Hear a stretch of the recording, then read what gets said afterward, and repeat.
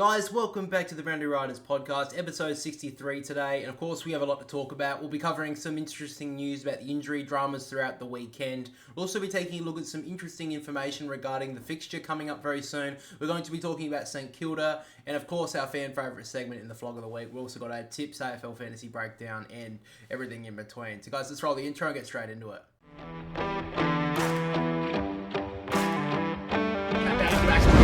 And then Rankin from the pocket, don't tell me, Isaac Rankin! Yeah. He's just got the license for a brothel. Well, I think Gather Round's going to be more than AFL this next season. Hill gets at the handle at the back, Nick Dacos to get the pies home! He's done it! So guys, of course we've got a little absentee today, my brother who usually does the podcast with me. I think he's done it for about 20 odd episodes, 30 episodes in a row now.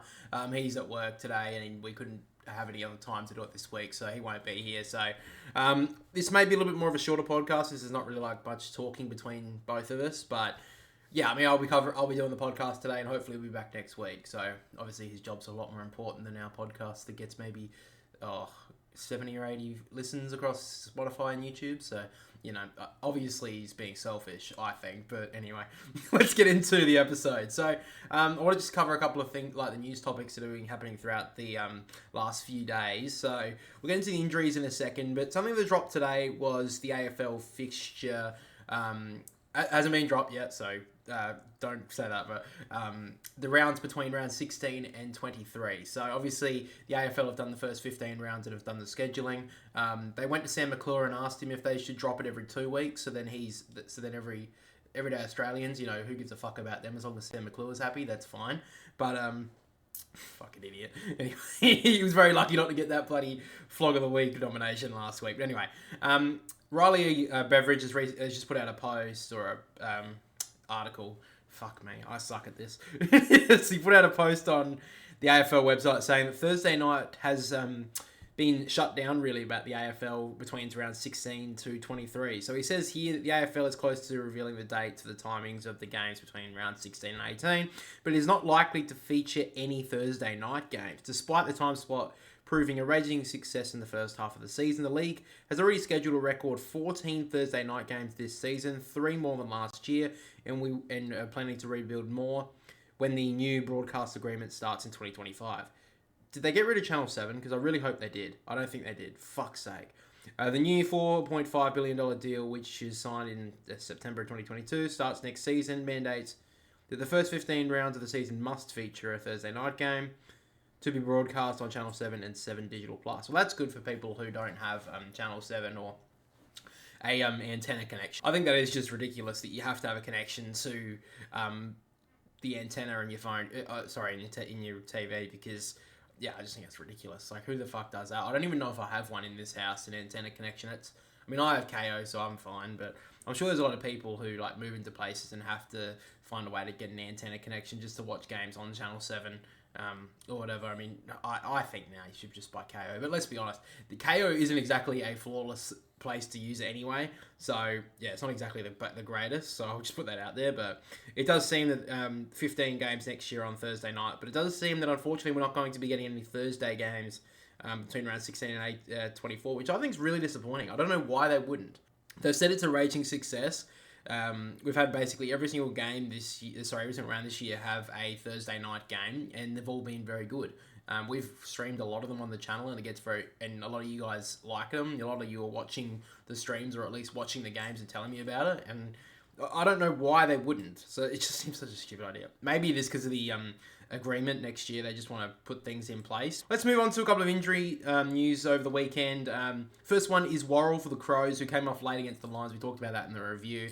He's out for 8 to 12 weeks, which is really disappointing. He's had a wonderful season so far for Adelaide, and with the Crows pretty down back. They've already lost Nick Murray, and he's been gone for quite a while, but yeah, it's just going to be tough for them down there, and the Crows already aren't the greatest defensive team in the competition, so that's going to be really interesting how they reshape down there.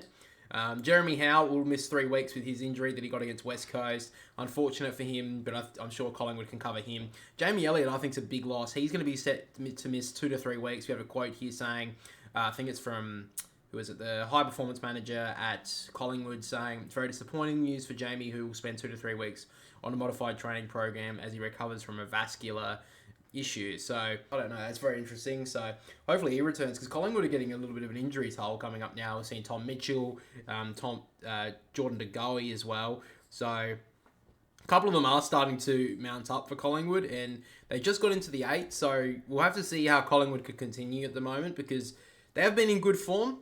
They did draw to probably the best team they've played in the last 5 weeks was Essendon, and they drew that game. So we just have to see how they pan out. At the moment, Collingwood, they have the Crows next week. We'll talk about that more in the tips. But very interesting times for Collingwood. Hopefully they don't get too many more injuries for their sake, because I think Adelaide are a bit of a dark horse to beat them this weekend. But let's talk about the last injury I want to talk about, which is Tom McCartan. Now, obviously, this was last week when he got that hit against Callum Brown. It does seem that he will be out again for Sydney, which is really disappointing, obviously with concussion. They have said that he is fine, but they want to just take the precautionary route and just rule him out for this week as well. But this brings me to my first main topic of the video that I want to talk about, is the concussion issue in the Cats game last weekend.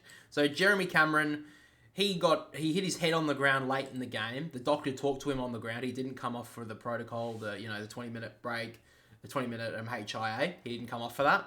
And this was about 10 minutes to go in the game against Port Adelaide. He didn't come off. Now, this happened to Port Adelaide last year, and they got a massive fine. Now, they have said that it's been delayed concussion for the Geelong, and now Jeremy Cameron will miss the game against the Gold Coast Suns up in Darwin. Very interesting, because it's up in Darwin. I don't think they were going to play. I think they were going to rest Tom Hawkins anyway. So maybe they're just going to rest Jeremy Cameron not rest, but I think it's very interesting that they've just they've said that it's delayed concussion. Like, very strange to me. I don't know if I'm looking too much into it. I don't know, but it seems very strange that he's came off with delayed concussion after, when he landed on the ground in the game, he looked dazed. Now, I'm not a doctor, obviously, shocker, but that just seemed very strange to me. Now, the reason why I bring this up is today the AFL have ruled out the idea of neutral doctors after the Cats' concussions. The league has ruled out the use of independent doctors during the games in the wake of the Geelong star Jeremy Cameron's controversial concussion. Now, look, I assumed that they did have a neutral doctor. I thought they did. I thought they put that in last year when the HIA stuff started to really, the AFL started to take a lot more seriously. But apparently, Andrew Dillon, the new CEO of the AFL, has said that he is against the concept. We have got doctors at the clubs, and I don't think they need to be an independent one, because they have got the best interest of the players in mind. Now, he also said that's what they're employed to do, and that's what they're there for. So, I get that argument, but we've already seen this year. It was last week when Ross Lyon had Darcy Jones coming off the ground, the young kid. And he was going to come off with the doctors who were trying to get him off the ground. And because Ross Lyon didn't, he saw the footage and said, it didn't hit his head, so he's fine to stay on. So the doctor got chucked off the ground, and the player got pushed back onto the ground. So clearly the coach does have a influence on the doctors trying to help the players. Because at the end of the day, it's a job for the coach, it's a job for everyone. And if the doctor, let's say, it was late in an important game for the Cats, they were losing against Port Adelaide. If the doctor's saying, look, we need to check on Jeremy Cameron here, what you would sort of understand Chris Scott saying, we need him out there, can't you just hold off until the end of the game? You can see that. As long as Jeremy Cameron is stable and can still move properly, delayed concussion, they can come up with that excuse the next day. Now, I know a lot of people would say, I'm looking too much into it. You're just trying to make a headline. It's like, bro, 80 people watch this. Give me a break. But also, why is it okay? Why have Geelong not been really seriously been investigated? Because Port Adelaide got huge fines last year for letting Tom Jonas play on, and was it Leary, I believe, last year? I believe that was the case. But I just think it's very just unbelievable, at the very least, that Jeremy Cameron didn't come off in that game. Because I was watching it. That was half time, I think, of the Swans game. I was watching the end of it, and I thought he was going to get looked at. The doctor came to him, talked to him for a little bit, but we know that's not what the HIA is. That's not the HIA. Is him standing there and telling him like his birthday. Like, if you can remember what he had for breakfast this morning, that's not the HIA protocols. I mean, I assume they're not. So I just think that's very strange that I don't want to sit here and just put out it's Victorian bias, because I think I think there's some merit to it, but I do think it doesn't accustom to everything that the issue aligns to, because I don't think it is just the AFL aren't looking at it because it's a Victorian issue.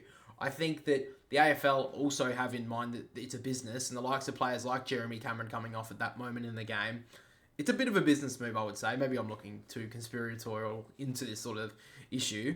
Maybe I'm just, fucking out there right now. Fucking, there's aliens in the fucking water. I don't know, but fucking hell. With my brother here, I just start to rant like a fucking lunatic. Don't know. Anyway, I like the idea of independent doctors being there, and I think that they probably should be implemented at some stage. Even if it's just one during the game that can just, even if it's just for concussion, just to have them there, just in case, so they can overrule the doctor and say, hey, this needs to be looked at. And then, it's looked at the end of it. Then at least the players are in mind. But to say that the doctors at the clubs, they're there for the minds of the players, they are, but at the end of the day, their boss and their bosses, like the clubs, the coaches, all that sort of stuff, at the end of the day, they're there to get wins. They're there to get their club to be successful. So there's a lot more facets at play than just saying, it's his job, he'll do it. Because at the end of the day, I'm sure there's people in the past who have had to do stuff in their job that they're not really supposed to, because it's just going to get something done quicker or easier, or it's just going to be something that has to be done, So I just think that maybe an independent doctor should be implemented. I think that's a good idea, and I don't think it should be just dismissed straight away. Hopefully that sounded a little bit more coherent than what I started that off with by just talking about aliens in the water. Maybe we'll get there in the end. Hopefully some people are understanding. So, next I want to talk about St Kilda, because they've had a pretty horrible season so far. We've got to be honest. And I know a St Kilda supporter may come around and say, shut up, bro. They're just on a rebuild, bro. They were, in the top 4 at this point last year? At least in the top 8. Let's just put it that way. I'm not sure. I do remember they started 4-0 last year. They were in hot form, and they nearly beat Collingwood in round 5 and Gather Round. I do remember that. They were in some good form. They were a good team, and they were very good defensively. They did struggle a little bit, getting goals at stages, but they didn't have that many issues. At the moment, I don't want to quote Kane Corns too much, but he is making a good point about the fact that Ross Lyon is making so many excuses right now. Now, I do think the Port game, there was a huge differential in free kicks. So just to say that, that's just an excuse. I mean, there's a little bit of merit to it, but you can't. The basic fact is, Port Adelaide had about nearly double the amount of scoring shots. You were not in that game of footy. So to act like the free kick count was the only, to make that excuse and make that the merit for why the Saints lost, that's a bit, bit out there. And for him to keep on saying, look, I don't want to make it an excuse. Hey, Ross, it's a fucking excuse, bro. Just say it. I'd rather you own up to it and say it's an excuse than say, it's not really an excuse, but I did actually see the free kick count and it was 29-8. But I'm not excusing that. Obviously, umpires can make a different decision. Look, you're making an excuse. Fair enough, okay? So, I just want to double look at a couple of things. I looked it up I was on lunch at work. Anyway, I looked at the ins and outs for St Kilda, from last year in the off-season, the main ones. So, I'm looking at trades. St Kilda brought in, I want to look at one draft pick that they picked up, and one, I think it was a delisted free agent. And I want to look at their outs. So, the ins for St Kilda last year, we had Riley Bonner, Liam Henry, Paddy Dow, and Darcy Jones. So, Paddy Dow has yet to play a game. He's playing in the VFL currently, so I wouldn't be surprised if he comes in next week. I think he is kind of the similar midfielder to what they already have, but I do think they'll probably give him a go. Liam Henry does give them something different. He was his first game back against Hawthorn, so he has had a good start. I think that's good. Riley Bonner, I think, has given him something. He's absolutely dominating in AFL fantasy, which I think Ross Lyon's a big fan of, so I'll give him kudos there. And Darcy Jones, he has been a standout. He's been a great start to his career. I'll give that 100%. So, no issues there. Now, St Kilda's outs. Jade Gresham, Nick Caulfield, Jack Billings. Jack Billings wasn't playing in the team last year. I think he played like 4 or 5 senior games. Nick Caulfield was injured for the whole of last year, and he did play. Caulfield played to play, I think, a couple of games for the Bulldogs early, but then got injured, so he's been injury prone. So 2 losses that didn't mean anything. And then Jade Gresham. Now, look, I think they've got coverage for Jade Gresham. Maybe Jack Higgins would have been that, and he has been injured. So maybe him and Butler being injured, maybe stopping their goal woes a little bit. But they have not lost a lot from last year. In fact, I think they've got a better list this year than they did last year. And now they're currently sitting in 14th with 3 wins, I believe. And they're sitting above Hawthorn, who have got a very young list. And I just can't see why St Kilda aren't getting more question. Because, let's be honest, they have won... I know I said this in the video essay that I made about St Kilda. But being a supporter of them must be the most frustrating... Actually, I don't know if I did say this, but must be one of the most frustrating things in your life to be a St Kilda supporter, because they give you hope every now and then. Like last year with the fucking team that they had. They got all the way to the qualifying final when no one expected them to make finals. You know, they give you some hope. They're like, okay, if we can make the finals on the back of a team that, you know, isn't really there, we can go even better next year. And now they're sitting in 14th spot, and... You know, they really only... I mean, they beat North Melbourne, but they beat them by like 35 points. That's the lowest loss that North Melbourne have had this year. So, if you're not banking a 10-goal win against them, you're not playing that well. So, to sit there and, you know, make excuses all you want, I get it. But also, you had a better list this year, Ross, than you did last year, and you're performing much, much worse. So, I don't understand, or I do understand, he is probably under pressure. I do think that is. And I don't really like to sit there and, you know, put him down because other people are as well. Because obviously the footy media now is picked on him for a week. Last week it was Luke Beveridge. They got a good win, so he's off the market. Now it's Ross Lyon. So I think it's a little bit unfair, but also they do have a decent point. You haven't done much this year. And it's unfortunate because how much longer does St Kilda have to wait for success? Remember, they made the finals in 2020, in the COVID year. They made the semi-final. But look, a lot of people don't count that year. And personally, I don't really either, because it was a COVID year. And it was so much disruption in the whole season that it was amazing that we even got a season, to be honest with you. I'm having a drink of coffee. I'm sorry if that's a little bit of a pause. Deal with it. I'll try to cut that out if I remember, but also got to try and cut up a lot of other stuff while I'm making a new video essay. Anyway, back to St Kilda. I just hope that for them that they do get some success very soon, because it is very demoralising in the AFL for teams like St Kilda to not have any sort of success, and not really much on the horizon either. Like I talked about North Melbourne a couple of weeks ago. How are they going to grow a fan base in 10 years' time if they're sitting at this position? Because there would be an age bracket of North Melbourne supporters that are around that like 35 to 40 range, or maybe 35 to late 20s wise, because of the fact that they were so successful in the late 90s. But they have not been good for 20 years. And same goes for St Kilda. Because they are such a small Victorian... On the comparing them to the likes of Collingwood, Richmond, Carlton, Essendon, at least they have a big fan base and they have the support. You know, you want to go to games, you want to experience it. If you're going, why would you barrack for St Kilda if you look down, like, you know, you're a kid, you're looking at like, oh, I want to maybe barrack for St Kilda, and you see their record, you see the fact that they're not currently successful, they haven't really been successful. Why would you want to go for them? I think there's a lot of reasoning behind, you know, maybe not wanting to go for a team like that. And I hate people going, oh, they should just merge them, or they should just get just deregister them or whatever, de-license them. Because I think that's such a weak argument. But I think it's a weak argument on the fact that, like, they've had a history of 150 odd years in the AFL, VFL. I think it's just a pretty crap act to just delist them or whatever after, you know, that long history in the AFL. I think it's a lot harder now to delist a team or to merge them than what it was when Sydney did it, which was the last real merger or relocation or whatever.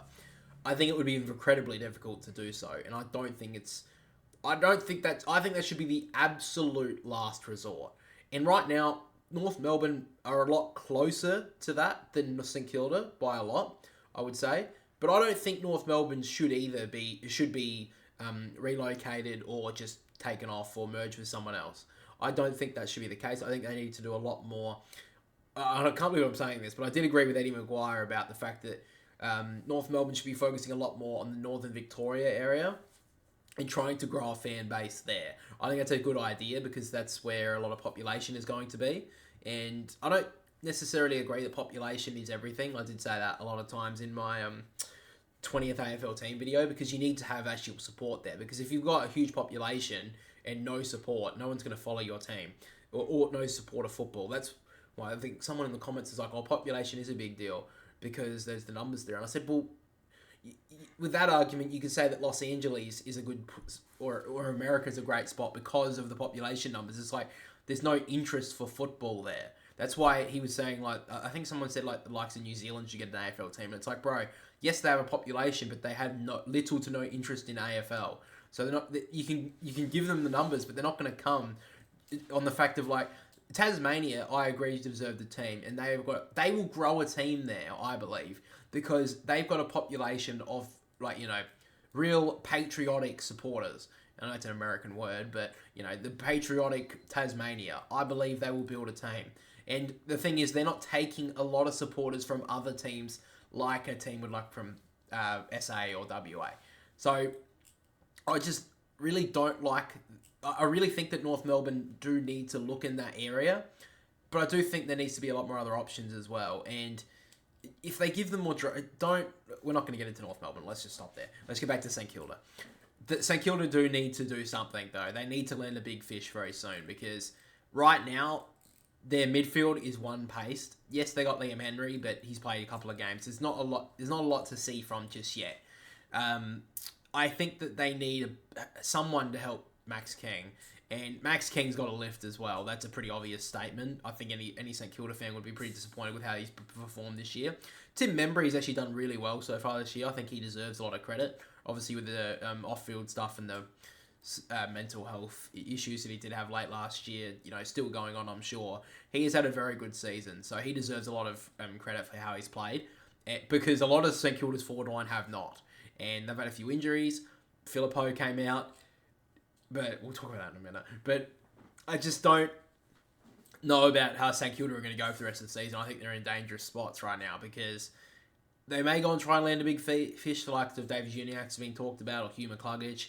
But why would you want to go there? Maybe, look, David Uniacke, I'd kind of understand because he's playing for North right now. But I don't think that's a real big land. Let's be honest. I don't think it's a big land. I mean, they've already got that type of player. They've got Windhager as the younger one, or Jack Steele, and then a veteran more is Brad Crouch. They've got those three. Those three are basically the same midfielder, let's be honest. So they need a runner. So Hugh McCluggage, I think, would be a great get for St Kilda. And I think he adds something a lot different because he's a pretty decent kick of the football. He can play through the middle of the ground. He's a, you know, very good. He runs back and forth. He's always run. He's, you know, back in the last line of defense. He's also kicking goals down the other. Well, kicking behinds. He's not a very good kick for goal. But you know what I'm saying. The likes of Luke Davis-Uniacke, I don't think it's that big a deal to get. I don't think that's a one they should be. I mean, if he wants to go there, get him. But don't pay overs for him either. They need to start building a team, and they need to start building the forward line as well. I think their defense is pretty good. I don't think they need to really do much around that defensive area. I think St Kilda have, you know, proven to a lot of people now that defensively they're a fine team, but the rest of their team needs some help desperately. And we don't need to bloody think, oh, well, they should just merge. It would just be so much easier, or they should just be kicked out. Yeah, all right, bro. Let's how about we have an actual decent conversation instead of just going to the last resort, because St Kilda aren't in that state because they've still, you know, made finals pretty regularly. North Melbourne, when's the last time I think they made finals? I think was it 2018 or something? And they did that max exodus of, like, Brent Harvey, all those older players. When, you know, I thought it was like, I thought Brent Harvey was a little bit harsh. I thought he probably could have gone on another year, which is insane to say because he played over 400 odd games. But I think he was playing pretty decent towards the end of his career. But I do understand that they did have to, clear out from the top and, promote some more youth. But what they did was they kicked out all the older players and a lot of, younger players or mid-range players that could have played well. I think there's an article, I didn't read it because it was on the Herald Sun. I'm not paying $1. Fuck you, bro. I'm not paying $1 to read your fucking shit article and listen to all your fucking ads. If you're going to make me pay for fucking the Herald Sun, you don't get to have ads also, you dog. Anyway, that's very similar to YouTube membership, which you can join now, by the way, on the Boundary Riders. You don't get ads on our videos, you dogs. Anyway, that's not the fucking point. Fucking know I can rant. My brother needs to be here so he can not that he keeps me that far in check anyway, but at least he can keep me from fucking rambling. I do think that St Kilda need to go hard on the trade period. I think they've got some younger kids now that they can use. I think it's trade out their picks. If they do, let's say they finish exactly where they are now. It's pick 5, is that right? Yeah, pick 5. I don't know about the trade, trading of picks and shit. Let's say they have around pick 5, pick 6. Trade that out, look for some, either, divide that pick into 12 and 13 or something like that, and then go for a big player at some club that, maybe not even getting a lot of games. I think a good look for someone would be someone at either the Gold Coast or a defender at the Gold Coast. If they're going to go that route, a midfielder at the Gold Coast. I'm not going to say Matt Rouse should go there because that's just fuck off. He's not leaving yet. Maybe he'll leave in his year when he goes to free agency. I don't know.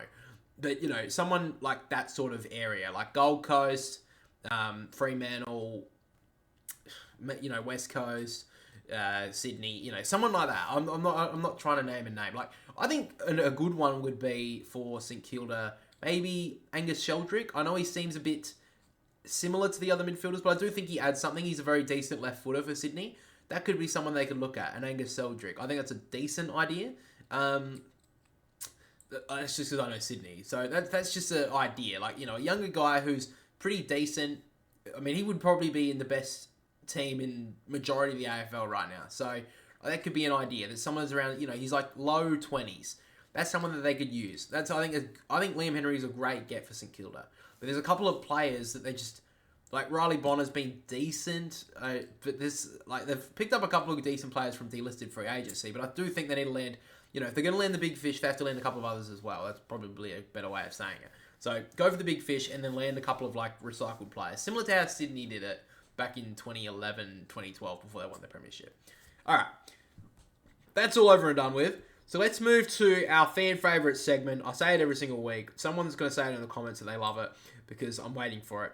The Flog of the Week. We are back. So my brother's not here to join me this week, but we were in all agreement that this person is 100% the Flog of the Week. Now, this was done on Tuesday of last week, but this was that big a fucking dumbass journalistic trade rumor story that it stuck in my brain and his brain for the whole week. Now, the journalist who made up this god-awful trade rumor is none other than Mitch Cleary. Now, he's the chief AFL reporter on Channel 7 now, so good on you. I don't know how these fucking worms get these weird jobs. Tom Morris is now the fucking lead reporter on Channel 9, and Sam McClure was that, so Channel 9 has just got some fucking high standards.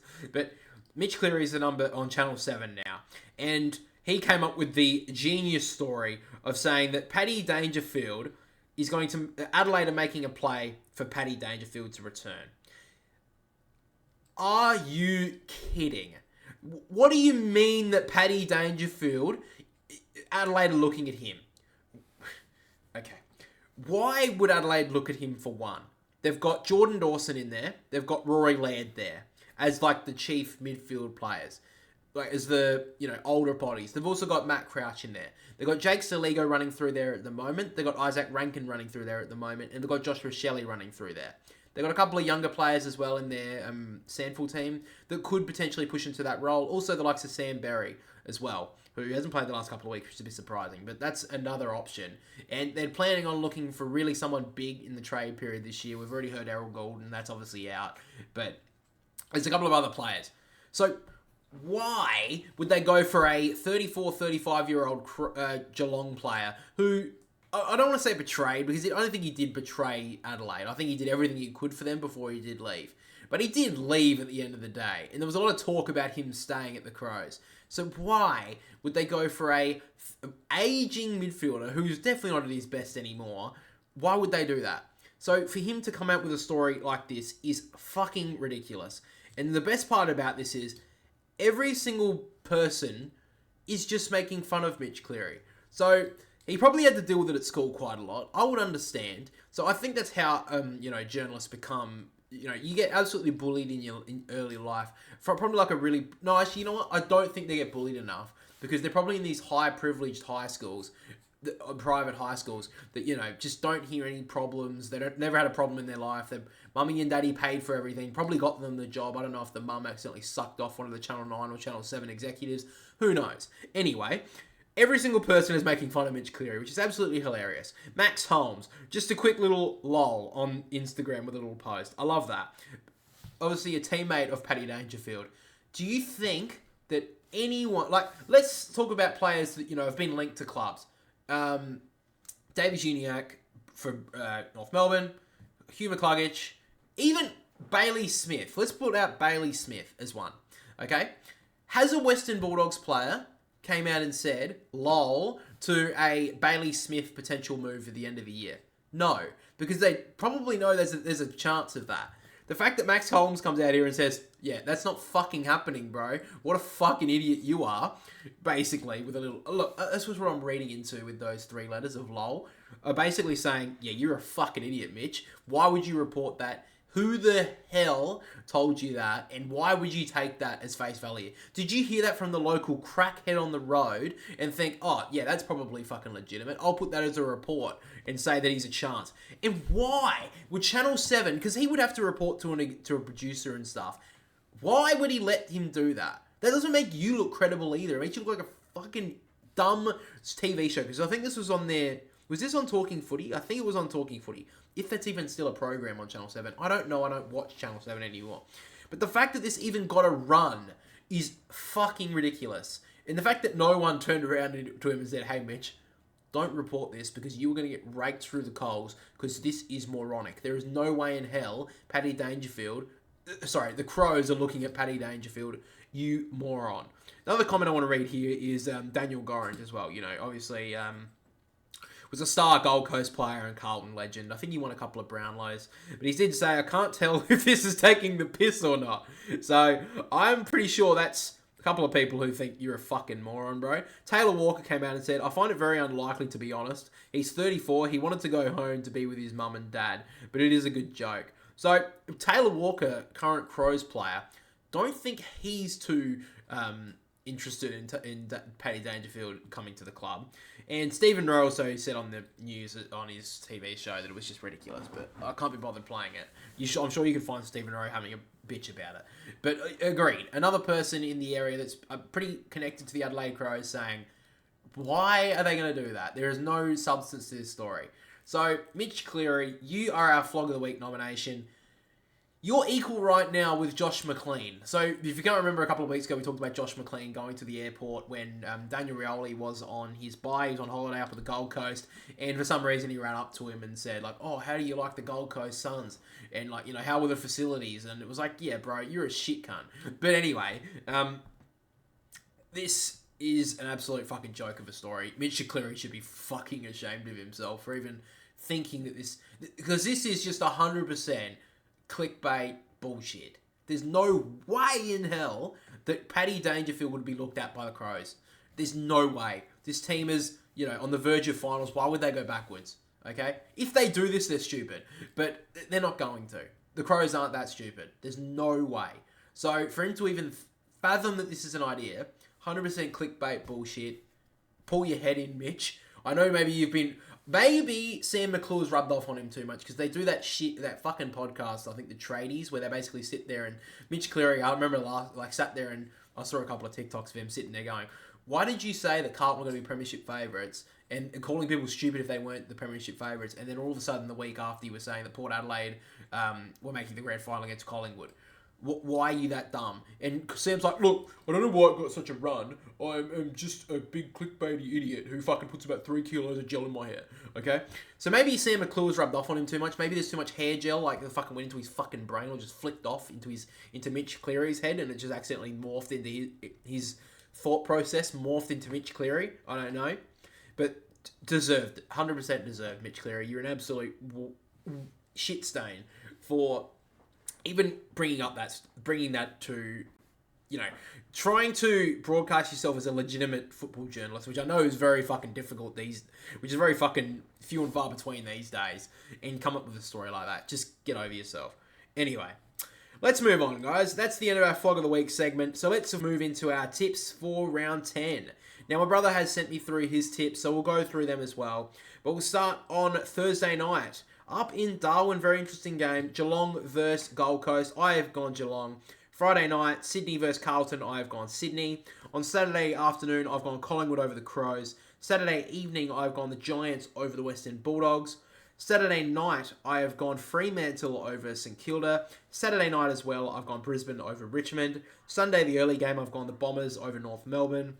Sunday mid-game, I've gone Port Adelaide over Hawthorn. And the final game of round 10, I've gone Melbourne over the West Coast Eagles in WA.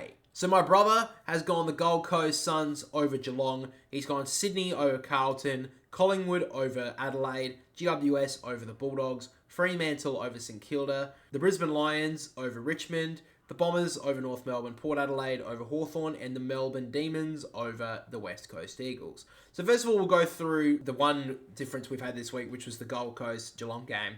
I'm going Geelong because they've lost their last 2 games, which has been very tough. I do think that they were kind of due to lose, but last week was very disappointing. I know they did catch back and nearly beat Port Adelaide, but the fact that they were 49 points down against Port Adelaide, that was not playing their best team either. They were playing a lot of different players. Port Adelaide dominated them in the first quarter and a half, nearly 2 quarters.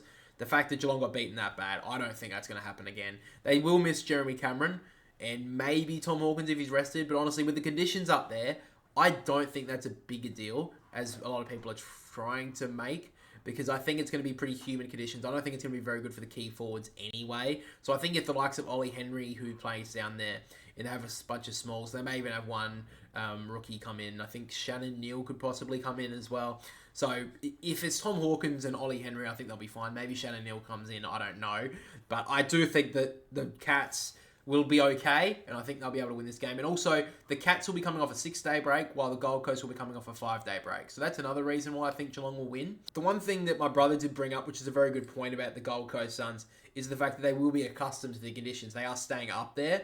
So there are obviously talks about that they could be tired after playing a really tough game there. I do sit on the side of the Gold Coast Suns will be a little bit more tired. I do know they were playing, obviously they were playing North Melbourne, so it wasn't like a big game that they were playing up there.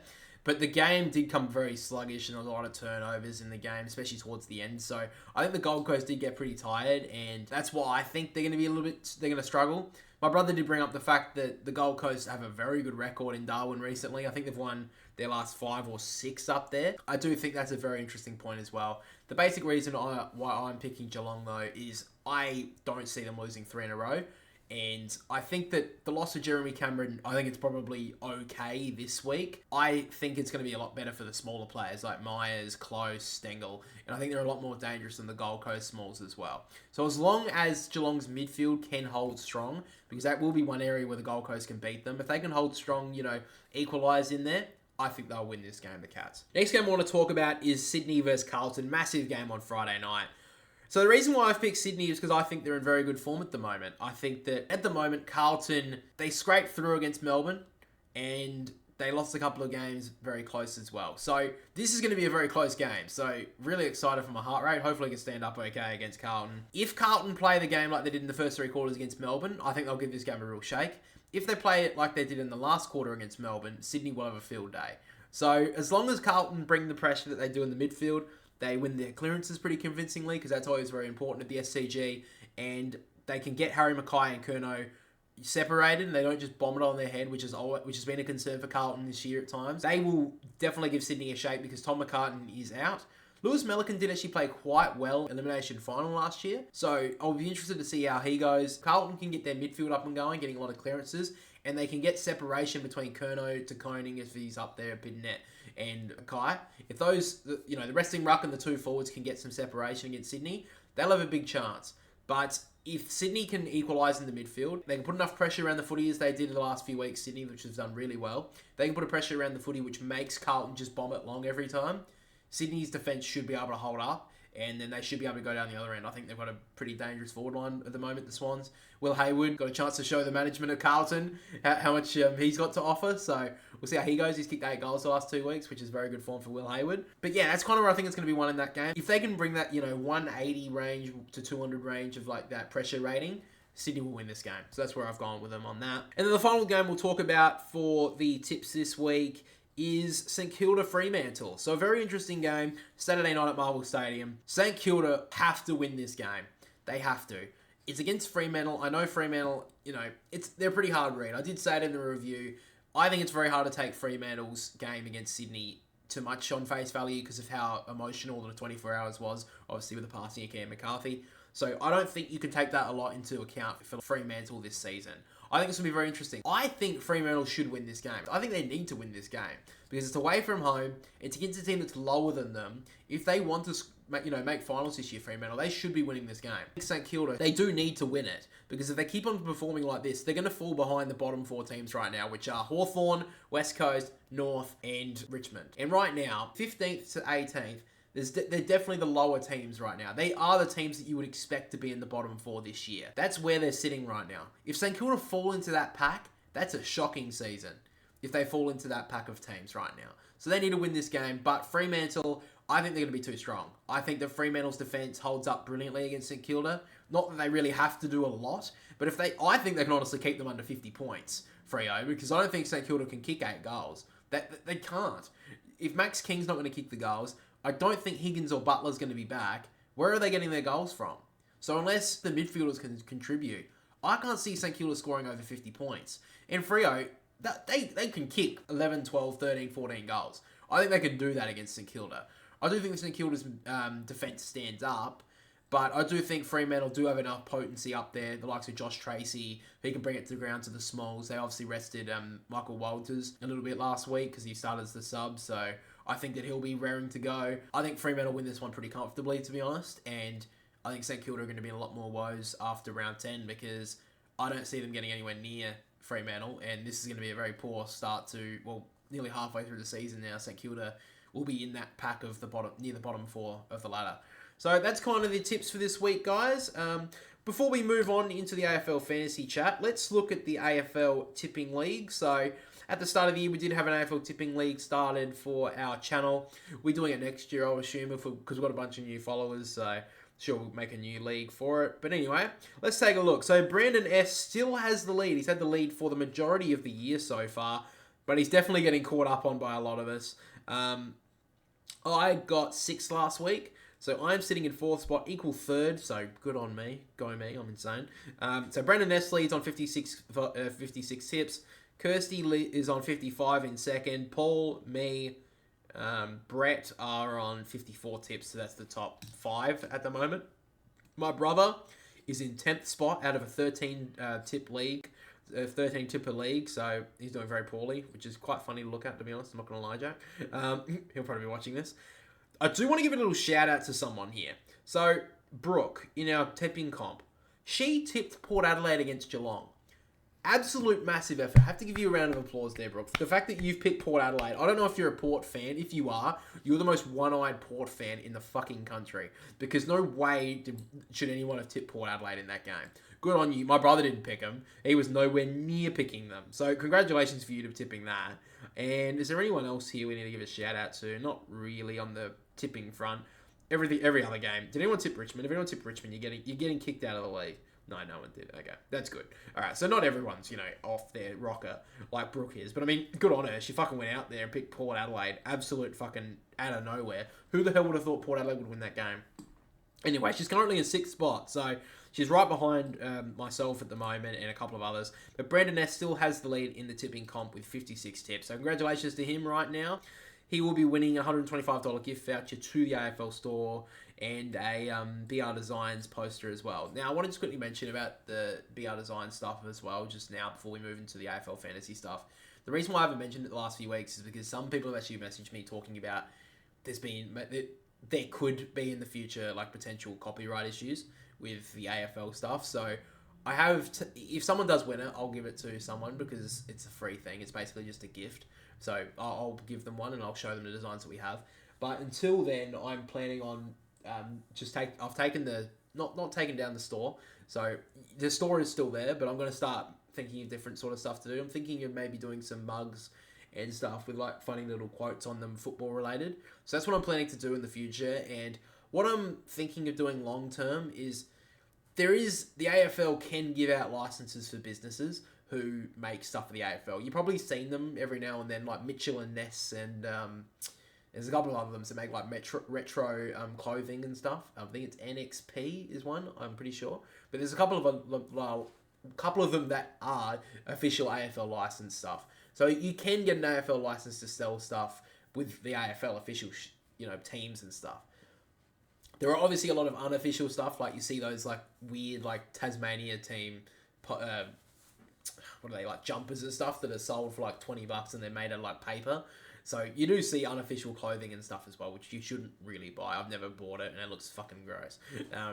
But that's a way we can do it in the future. But you obviously need to build a business before you get the license. I think I did have a little bit of a look into it, and it would take a couple of years of like solid sales to actually do it. But until then, I think that's a good idea. I will start coming up with the designs coming up. If someone already has purchased one, then obviously I'll send them out. I'm not gonna fucking around with you. But if you do want a refund or something as well, if you've sent them through and you're looking to refund or whatever, that's fine. I mean, it's up to you. I think there's only been a couple of sales so far, so it hasn't really been any big issues. That's why I haven't really talked about it. Not like there's any issues legally anyway.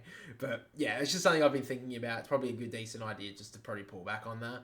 I do think it's something that we can do in the future, though. I am proud of the stuff that I was making, and I've still got them in my room. I may still continue to make them and set up a little streaming area, but that's kind of what I was thinking on that.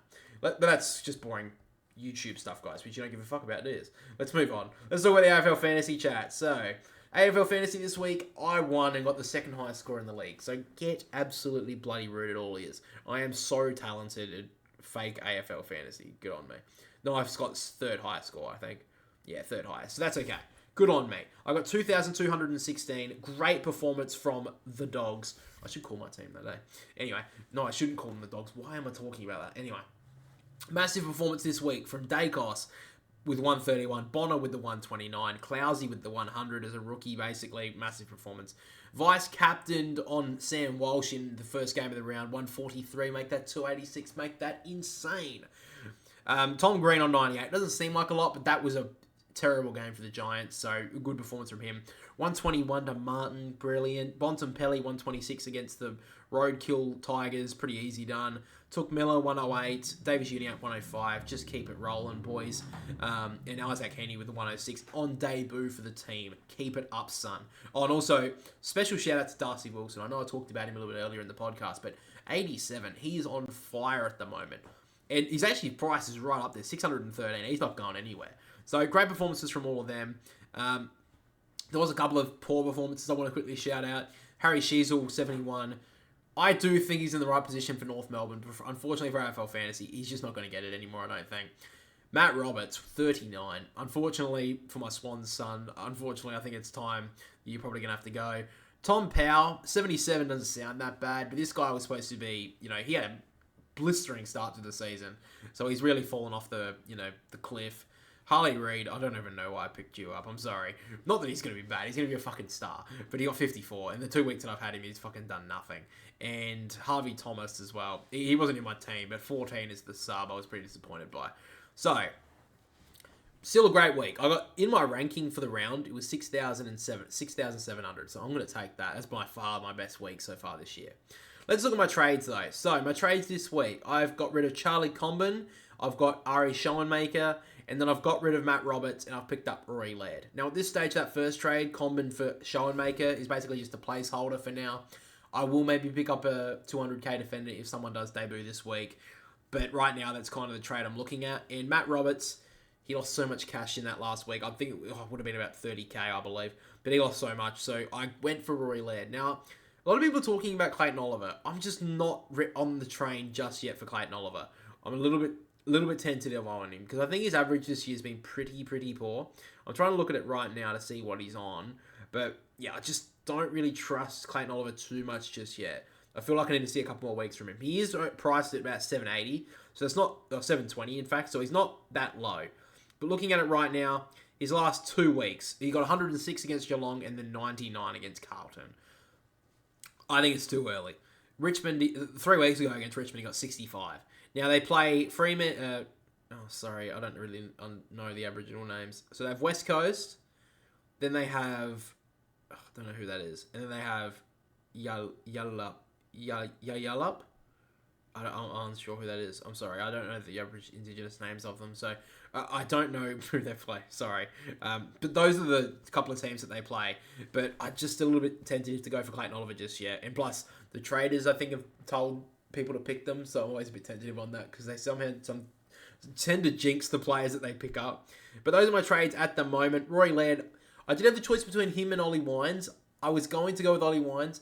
But I just feel like when Connor Rosie comes back in a couple of weeks, that's not a good option. And I just think that Rory Laird at the moment is having really good form at the moment for the Crows.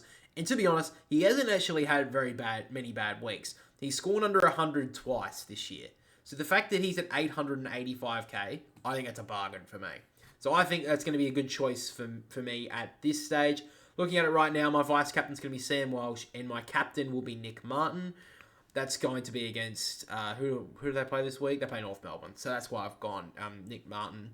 And yeah, Sydney, I think Sam Walsh. I think he could have he'll have a few disposals. Maybe James Robon will go to him, but I think more it's going to be Paddy Cripps. So that's where I'm leaning at right now. The one thing I may think about, though, on the trade front is I did keep Elliot Yeo last week, and I did put him on the bench.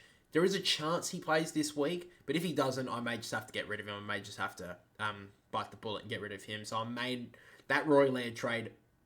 I think it will stay because I just think I'd put Matt Roberts in defence. But yeah, I may even get someone better.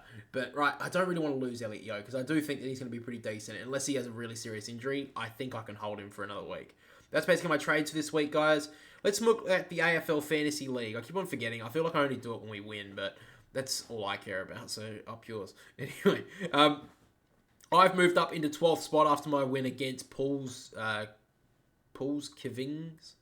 Key Vikings. Okay. Kiwi Kings. I'll call them that. Paul's K-I Vikings. I don't know, bro. Paulski Vikings. Okay, I think I got it now. I may be stupid. Sorry if Paul is watching. But, yeah, I beat him, so I'm in front of him, so I'm better than you, bro. Anyway, my brother is in 15th spot, right down the bottom in the bottom four. He's locked down there. I have bottom spot this week. Thank the Lord. I get a percentage booster. Go me. Watch me lose. And me say that. I sound like a fucking idiot. Sorry if... What's his name? Malcolm is listening. Sorry, bro. You're not doing very well. You got to get shit on. I mean, everyone shits on North Melbourne. You got to be shit on. I'm sorry. But yeah, I'll play him this week. So I'll pretty bank on a win here. Right now, still on top is the Sydney Swan supporter, Brad Reid. Keep up the good work. Champ. Love your work. Shillings for Billings is in second spot. Dave's Diggers, who I did beat a couple of weeks ago, is in third. Kegger Boom is in fourth as well. And a pretty hard top four to get... top 8 to get into right now. Everyone up the top is in pretty decent form. So it's going to be hard to break into that top 8. Hopefully I can get there. But yeah, even the people down the bottom of the 8, like to Seymour Bush, love you, bro. Fifenator, you guys, yeah, I mean, Seymour Bush is in 11th and Fifenator is in 10th. So they are the 6th and 7th highest scorers in the league right now. So, very interesting. Like, I'm not doing... you guys are, like, really good at this. I'm fucking annoyed. But, yeah. It's just... You guys are doing pretty well right now on the AFL Fantasy front, so good on you. You're keeping up with us. I thought that would be something I'd be decent at, but you guys seem to be flogging me and my brother, and I'm actually doing a lot better in the tipping this year, so maybe I'll just give up on fantasy and just focus fully on tipping and shit. But, guys, that's basically all we have for the AFL this week. Let's quickly talk about some world sport before we end the podcast. So... The Premier League relegation battle is done for. Unfortunately, Luton Town, Burnley, and Sheffield United are all going down. Luton Town can get out if they win, if they can make up a 12 goal difference in the last game. Unfortunately for Luton Town, they're not going to do that, and they're going to get relegated. Unfortunately, because they have Fulham.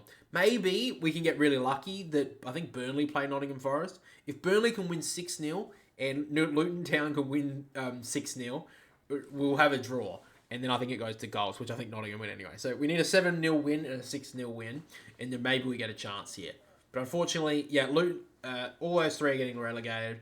That's pretty disappointing. The title race is still up for grabs, though. So at the moment, Manchester City play on Wednesday, which is their make-up game, to then before final day. So final day is on Monday, the 20th of May for people watching local time. This will be 12:30. All the games will be played. That's Australian Adelaide time, so I think it's 1 o'clock in Melbourne.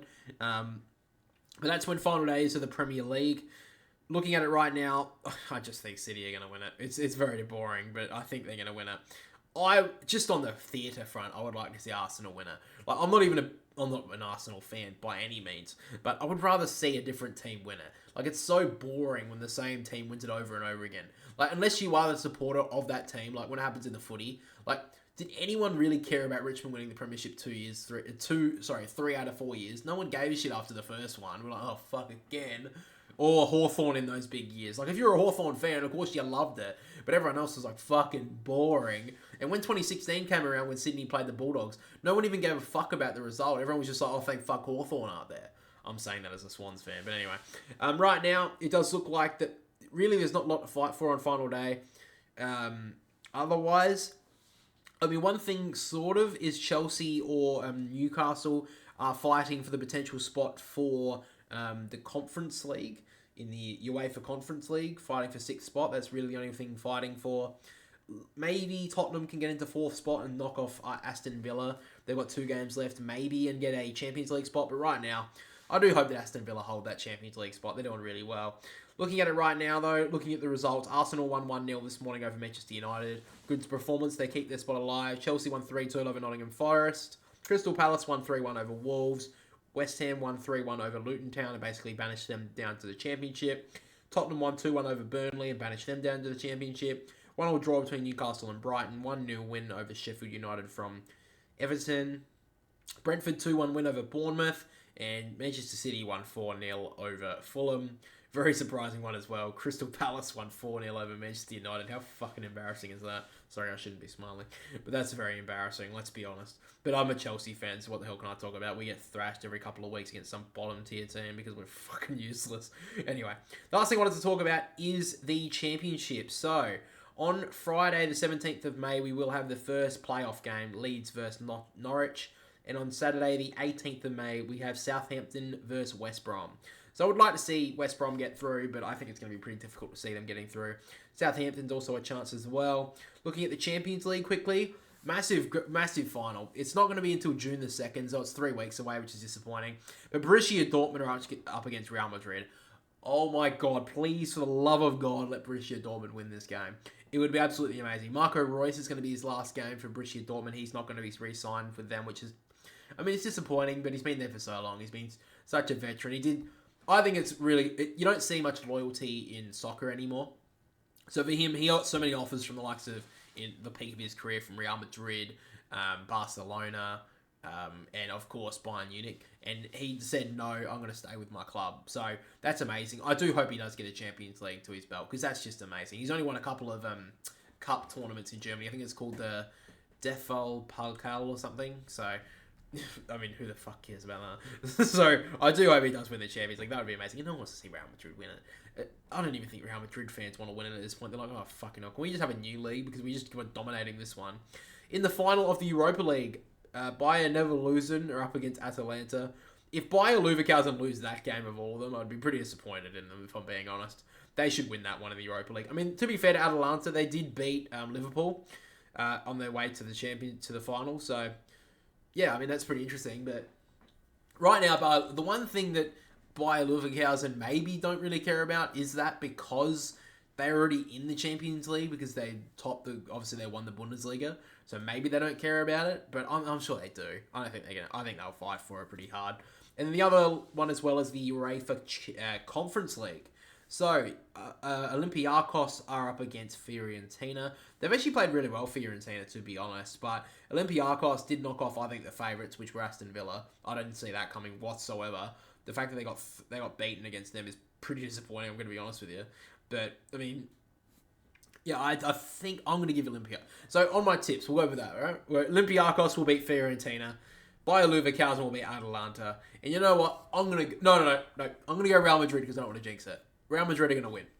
Come on, Bayer Leverkusen. Anyway, guys, that's basically all we have for this episode of the Boundary Riders podcast. Thank you for listening. If you did listen on Spotify, make sure to leave us 5 stars. And, of course, leave a follow so you're notified on the podcast, the review, and any trade videos that we release. And if you are on YouTube, make sure to like and subscribe. We are so close to 1,000 subs, guys. It is ridiculous. It's redonkulous almost. Why did I say that? Don't unsub, please. We're about 9:15, 9:16 as we're recording this, so I really do appreciate the support, guys. I know my brother does. He cries in my arms every single week. He fucking loves it, all the support that we're getting. And I know the new video essay that we released may not be the most popular one, I do understand. It is about the Sydney Swans breaking the drought after 72 years. So I know some people may not be interested in that, but I was super interested in it, obviously being a Swans fan. I was really happy making it. And if you guys want to show the support for that, if you haven't already, make sure to check it out. It's got quite a few views already. It's got watch out. People really seem to be enjoying it. So if you want to see that, it's on the channel right now on YouTube. And the next video essay will be released in a couple of weeks. And it's a really important topic. It is about AFL commentary. I know it may not be a big topic to a lot of people, but it's a big passion of mine. If you've listened to a couple of the streams that you've come to, you see that I do the commentary for it, and I know some people may not like that, that's fine, but I have a really big passion for AFL or commentary in general. I do like to listen to commentary when watching the sports and seeing how people do it, per se, and the greats of AFL commentary, of course, and Bruce McAvaney and Dennis Cometti and Anthony Hudson, Sandy Roberts, Dwayne Russell, I think he's great. There's so many others as well, even the new guy who's been on Fox Footy this year, Matthew Hill, I think it is. He's fucking insane. Mark Howard as well is a bloody great commentator. I see him more as a sports commentator, not so much an AFL commentator, but I think he's brilliant. And even looking back to like Stephen Quarters, he was good. But that's Michael Christian. I think he was a commentator, wasn't he? I may just be blanking so hard on that. But that's one's coming out in a couple of weeks, guys. I'm still finishing up the video, but that'll be out in a couple of weeks. And that's probably the biggest one we're going to be doing so far. I think that's probably the one I'm the most excited about, even bigger than the 20. Like, I was so excited when you guys showed so much support for the 20th team video, but this one's something that I'm really excited about, and I don't know how it's going to be received. Not that there's anything too controversial in it, but I don't know if it's going to be a topic that a lot of people do see. So if it does sort of interest you, even if it doesn't, share it to a mate. Maybe they'll like it. But yeah, I'll talk to you more about that when it comes out in a couple of weeks. But yeah, I mean, my brother and I kind of talk about the video essay and talk about like a little bit more of a ranty breakdown of it after. Like, I think we did that for the 20th team video after we did that. So I think we'll probably do that with the commentary one as well, if you guys want to check that out when the podcast comes out in a couple of weeks. But don't skip the next episode. Watch the next one. All right. Anyway, thanks for watching. Hopefully you did enjoy this solo episode, and we will catch you all next week.